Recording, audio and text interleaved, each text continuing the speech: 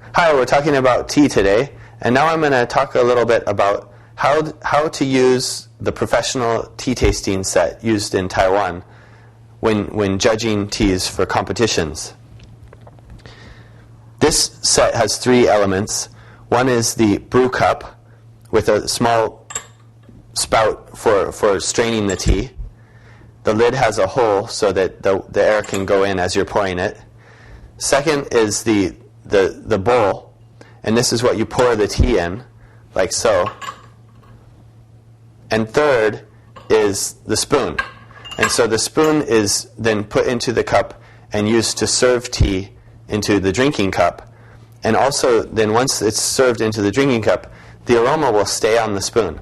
So then you smell the aroma off the ceramic of the spoon. When doing the testing of the tea for competitions, they use 3 grams of tea in one of these cups, and then they use boiling water, and then they brew the tea for 5 minutes. And those are standards that they use for all the tea, and then the tea is judged based on those parameters.